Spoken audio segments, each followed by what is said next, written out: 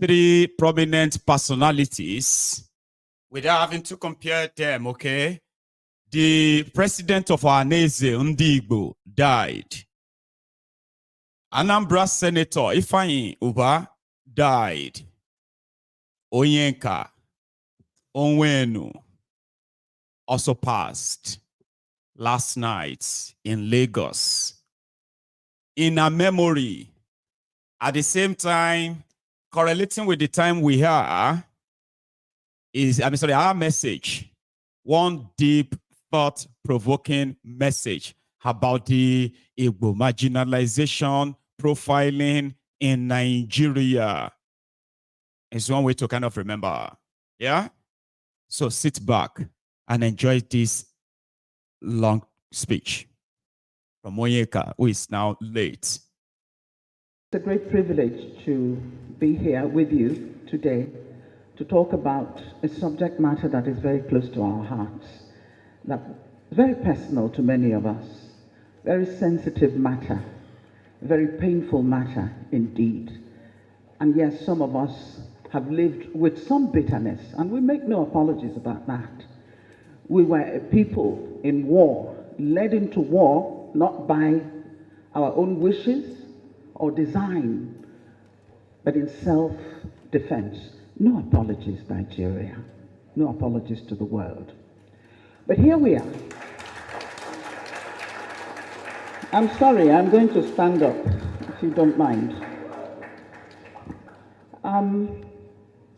My name is Onyeka Onwenu, and it's not the Onyeka Onwenu that you think you know, that you read about in the papers, but the Onyeka Onwenu that was born and raised in Port Harcourt.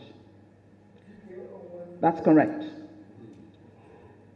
And the person who made that statement knows. When he says DK Onwenu, he's telling you where this person came from.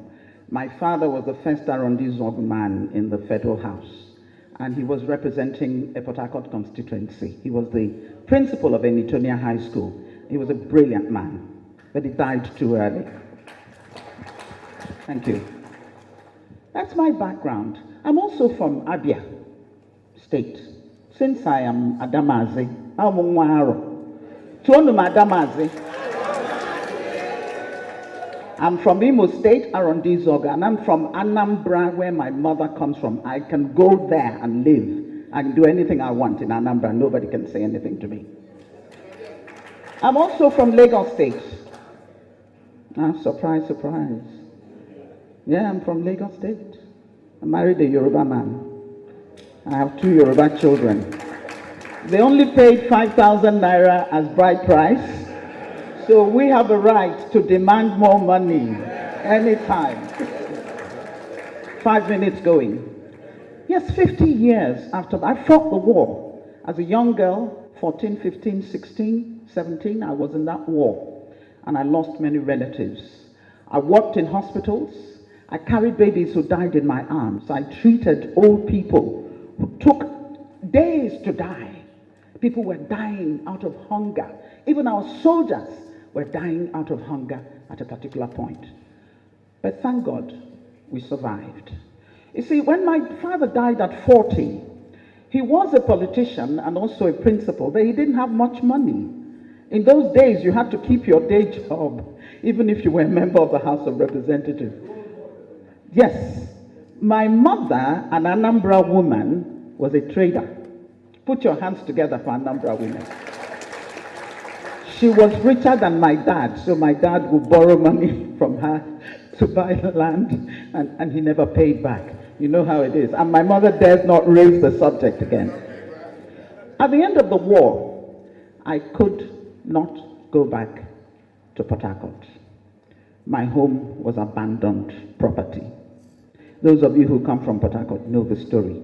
A home that a widow, my father had just laid the foundation when he died in a motor car accident, on duty.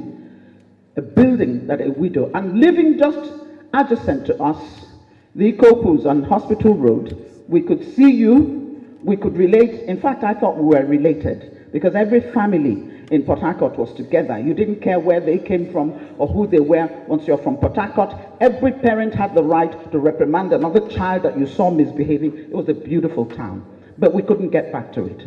So for me, the Civil War never ended. At the end of that war, my family, oh no, it never ended. It's still going on. I had no family house. My poor mother went back to claim the property she was beating into a coma by people whom she had helped all her life and sent to school because she's an Igbo woman and now Port Harcourt belonged to another group of people. They forgot the sacrifices that the Igbos made. It's still going on. No apology has ever been made about that. The road that is now referred to Harold Wilson Drive used to be DK Onwenu Road because of the sacrifice that people like the Onwenus, the Ikokus, you know them, the sacrifices they made in building up Port Harcourt. Here I am. So I traveled outside thanks to my sister who was at Harvard at the time, who organized for the rest of us to come and go to school. But we all came back to do what? To develop Nigeria.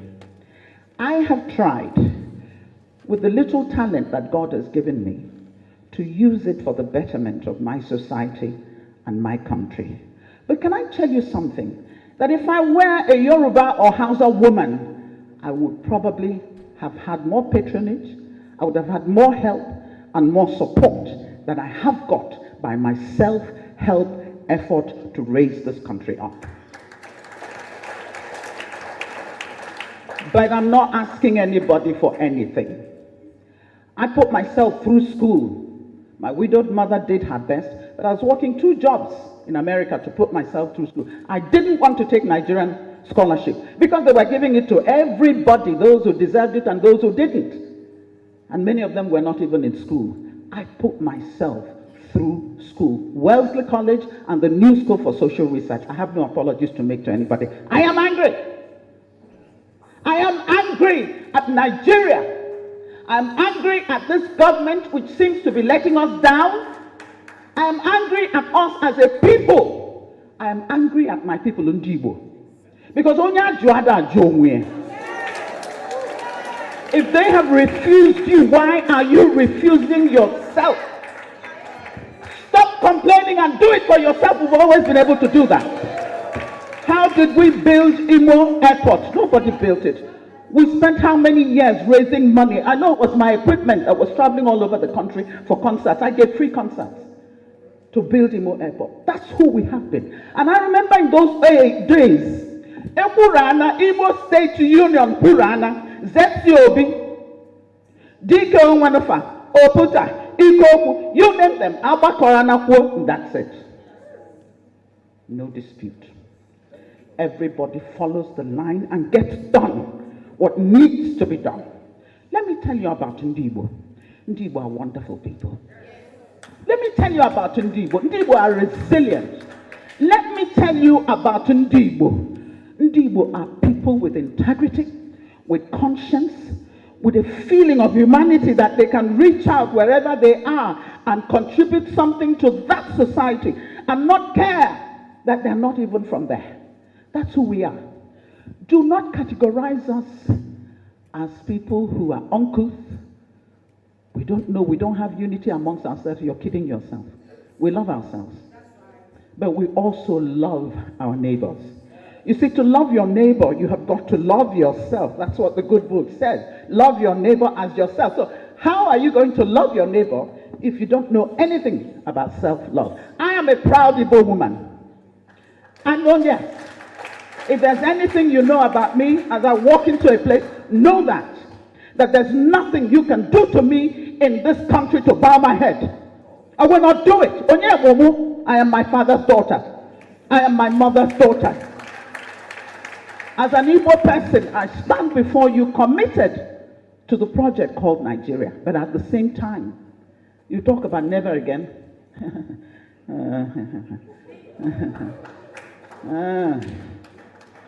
With what is happening now, never again? I don't know.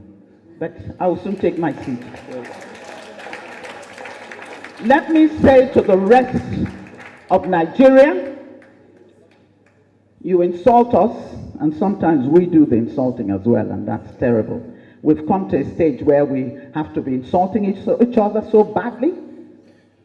But go ahead. We will not succumb.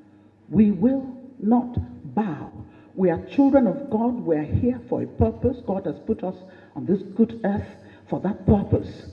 You cannot drive us to the sea. You cannot tell us to shut up and take the pain that you are inflicting on us, abuse us on top of it. Listen, if you don't want us, then let us go. Thank you.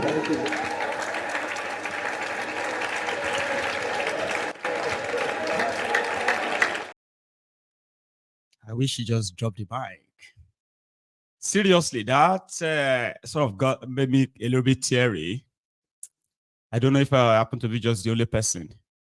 She said, you can't love others if you don't understand how to love yourself.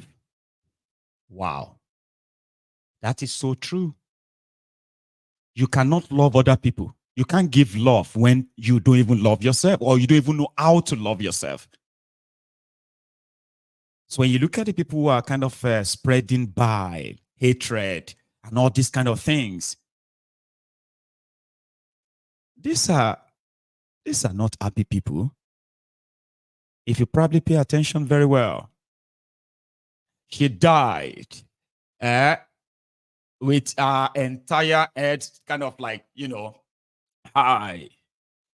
She died a gallant Ada, and you say the daughter of Igbo, Adama.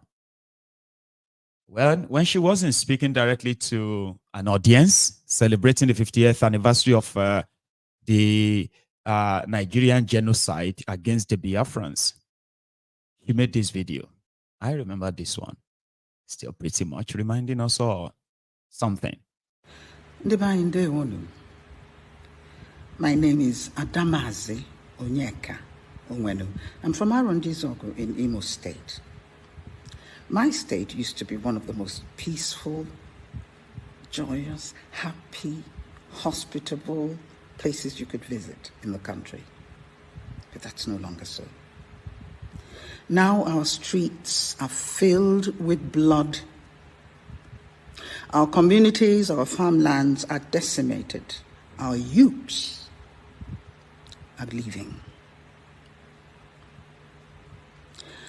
In a few days, November 11 to be exact, we will go to the polls to choose a new governor or re-elect the sitting governor. I thank everyone who has come out for their courage to do so, to rescue Imo State. All I want to say at this point is, for those in power and those in control, let there be peace. Enough of the bloodshed, enough of the killings, the kidnapping, the burning of houses and property. Enough of the threats, the intimidation, the harassment, the inducements, the bribery, the corruption. Enough for just the ambition of some people. Please remember that you do not own life. God does. Imo State will survive. Imo State will thrive. The world is watching. We have all it takes. May God help us. But enough is enough. Day one.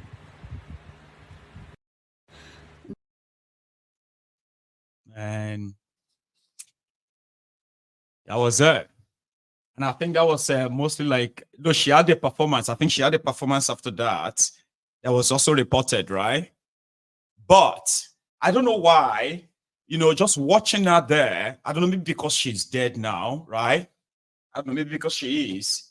I just felt like, man, I don't know, maybe I should say I just feel so like, so sorry that people like that who witnessed the war, witnessed the end of the war, the aftermath, the persecution of Igbos, the spread of, dictatorship in Nigeria, all of that. I don't know how many times she's probably telling herself, told herself that she could, right? I don't know how many times she told herself that, one day everything will be fine. Maybe if Nigeria doesn't work, one day Igbo land will be independent and something like that. And up to the last time, I kind of believe that people like that actually die disappointed. You get that now? Like when you listen to them, when they have all the life, they have everything, and then they are dead. And then you're like, everything they stood for, they fought for, okay? They're still there. So what was it going to be like for them that last minute? If you just think about everything before you breathe your last, like, what do you think it was going to be like for somebody like her? Who would just be like disappointed, maybe, fulfilled as an individual. She lived a very, very good life. She lived a fulfilled life to the best of my own understanding. She has 3 children, married to a Yoruba woman. Her children are, they are Yoruba and they are Igbos as well. And there are many families like that who are having like wonderful family, wonderful life. When it now comes to the outer society, then you have all of the outbreaks.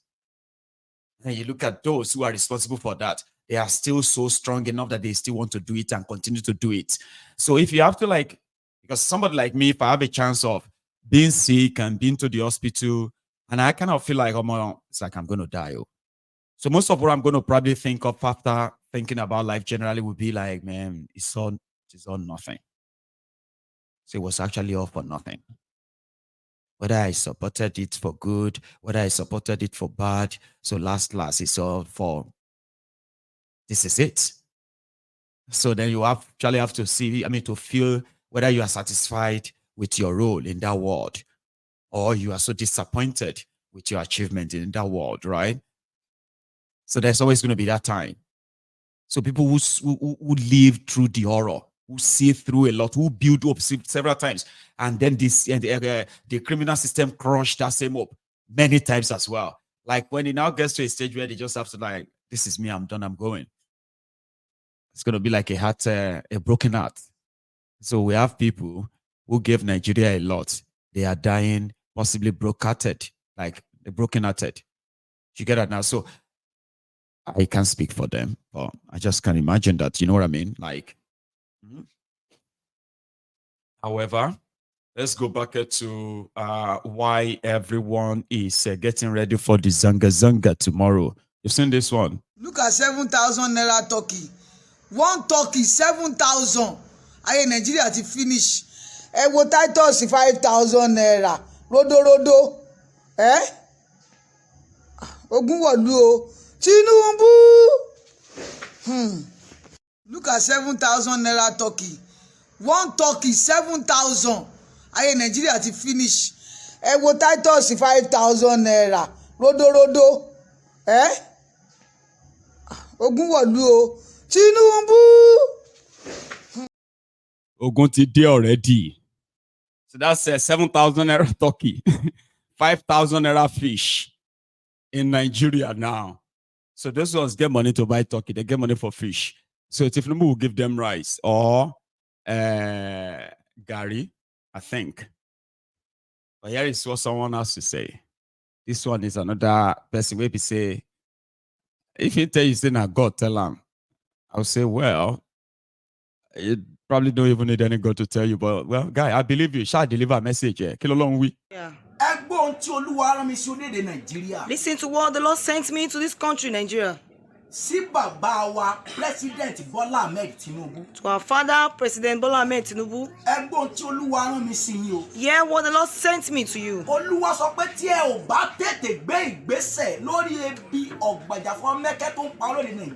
Lord said, if you didn't take step quickly on this hunger, the Lord said, war is coming. The Lord showed it to me and I saw it. That is confirmed. That a great war is coming. And you see this war I saw? There is none of you leaders that escape it. I saw it that as you are trying to travel out, they are killing you there. Some people even, they are trying to go to the airport and before you get there, they will kill you. Some people are bringing plane to meet them before you get there, they will kill you.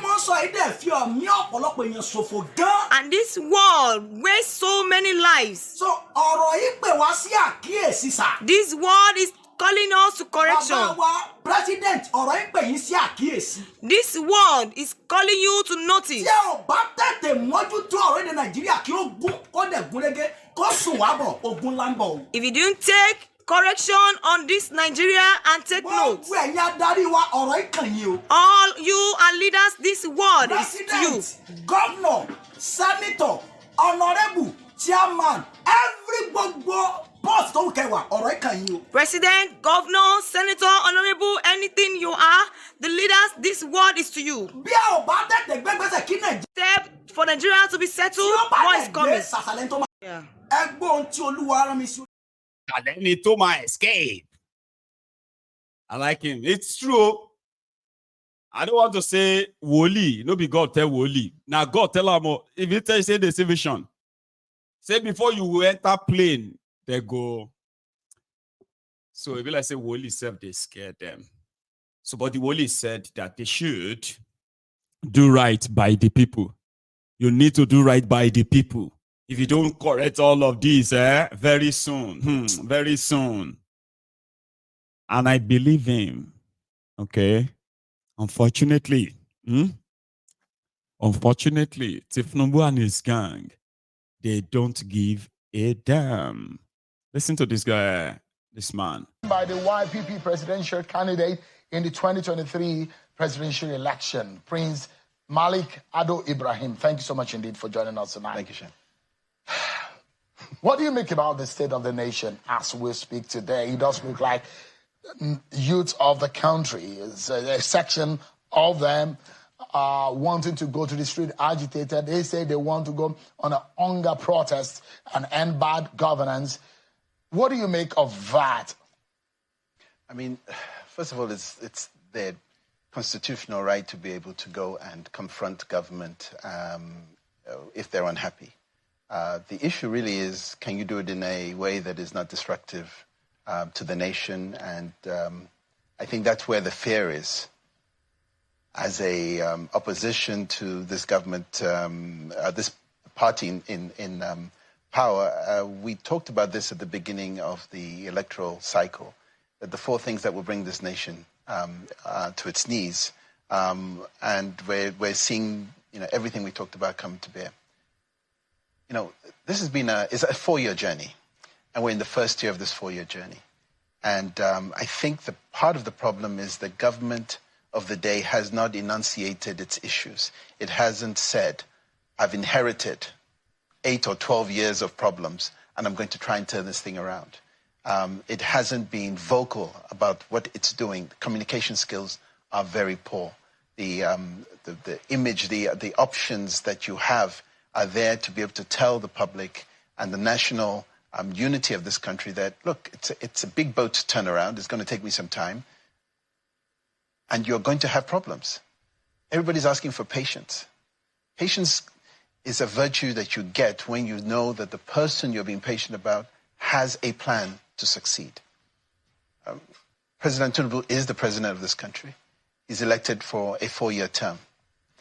If anybody is going to try to use these sorts of protests to dislodge an elected government of this country, that's treachery as far as I'm concerned. It's a choice we had. The choice was made wrongly or rightly. The protests at the ballot box, not necessarily in the street to cause destruction or to bring the government down, to bring the country down to its knees. So let's say you even succeed. Do you want to inherit a country that is on its knees? Do you want to inherit problems? Let's get to the point where we can protest at the ballot box and then make that change. So the anger should not be on the street. Rather, anger should be at the ballot.